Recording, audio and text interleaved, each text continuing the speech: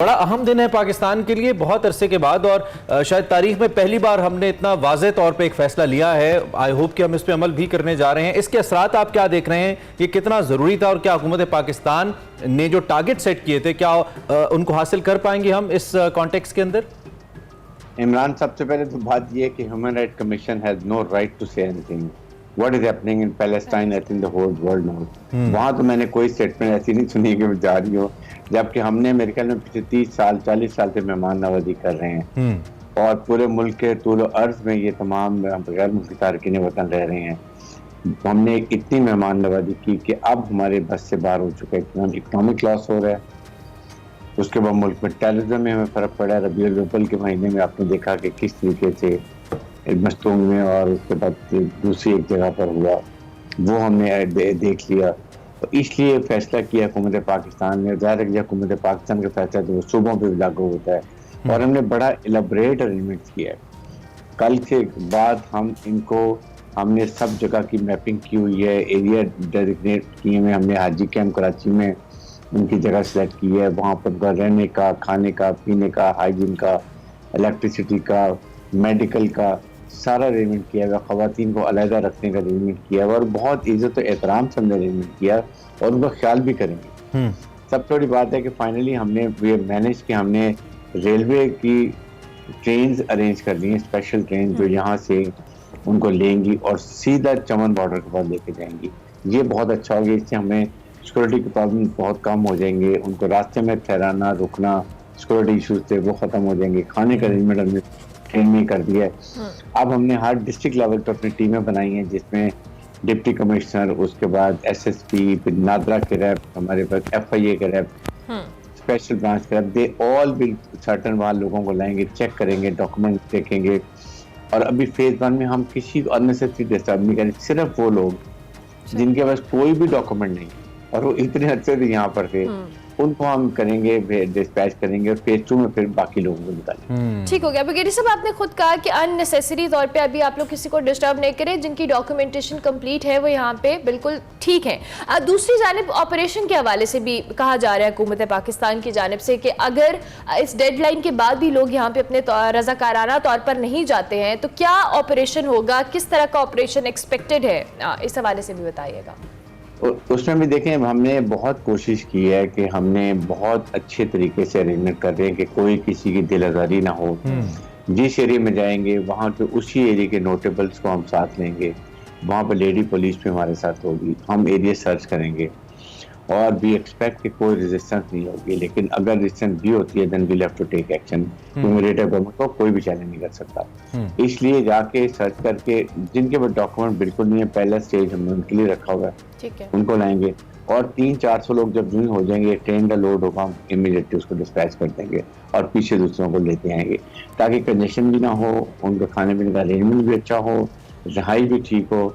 और जब हम मुल्क में जा रहे हैं हमने उनको यहाँ तक अलाउ किया कि 50,000 अफगानीज के जो है ना वो आप ले जा सकते हैं। ये टोटल इनको अलाउ होगा।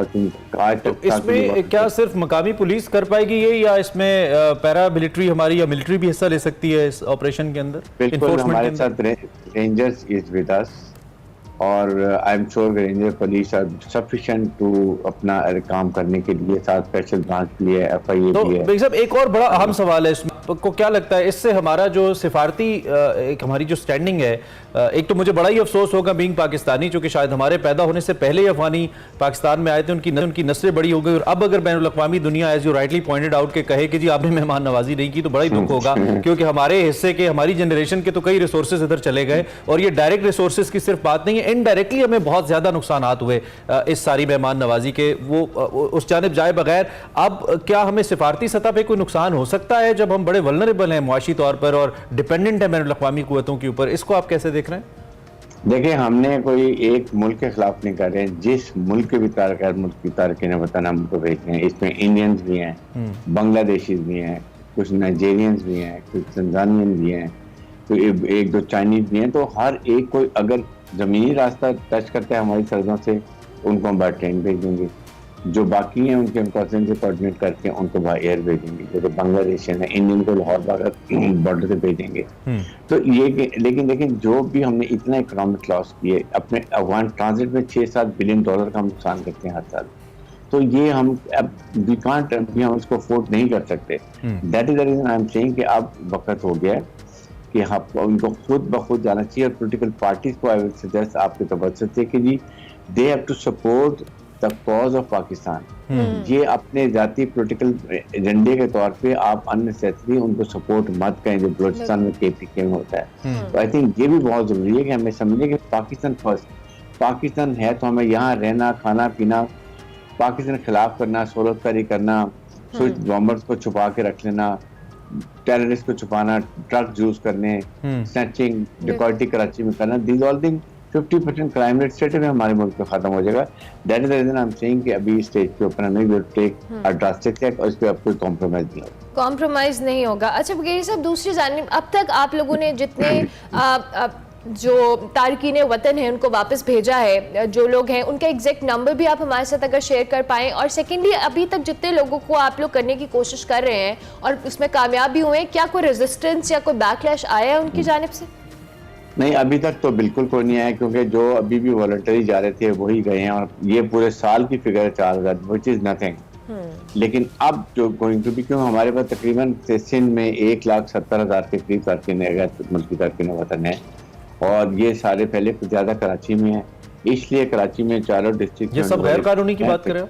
सब गैर कानूनी। अच्छा, दिस इज द इशू। और बाकी तो देखें 1.4 मिलियन अफगान रिफ्यूजी जो United nation high commission refugee में रजिस्टर्ड हैं वो हमारे मेहमान रहेंगे, हम उनको कुछ नहीं कह रहे। लाइकवाइज जो रजिस्टर्ड नादरा के हैं उनको भी हम कोई नहीं कह रहे, तकरीबन 70-80,000 वो भी हैं।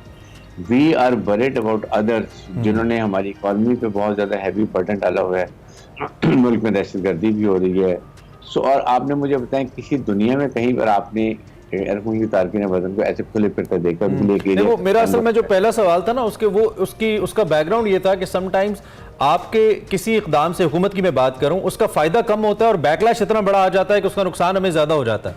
तो मैं कह रहा हूं कि ये सिंबॉलिकली हम अगर 1,00,000-1.5 लाख बंदा पाकिस्तान से आउट ऑफ 24-25 करोड़ भेज भी दें तो ये ना हो कि इसका इंटरनेशनली बैकलैश इतना आ जाए कि पाकिस्तान को ज्यादा सफर करना पड़ जाए। वो उस कॉन्टेक्स्ट में नहीं था। देखें ये 1,70,000 तो सिर्फ सिंध में है ना, तो KPK में उसमें बहुत ज्यादा, देयर अबाउट ओवर 3 मिलियन अफगानी और उसके बाद बाकी मुकाम की तारकीन है। और फिर दूसरे ममालिक को भी ख्याल करना चाहिए कि अगर हम इतनी मेहमानदारी कर रहे हैं, इतना आपको अफगान टेररिज्म सपोर्ट करें, then why do you allow your land to be used by the terrorists? And one last question, time खत्म हो गया। ये जो अगर आज से जो क्रैकडाउन शुरू हो रहा है, इस क्रैकडाउन के लिए भी कोई टाइमलाइन है हुकूमत की कि इस टाइमलाइन में हम इस क्रैकडाउन को मुकम्मल करेंगे या ये फिर चलता रहेगा ऑफ एंड ऑन इंफॉर्मेशन की बुनियाद पे? It is going to be continuous process.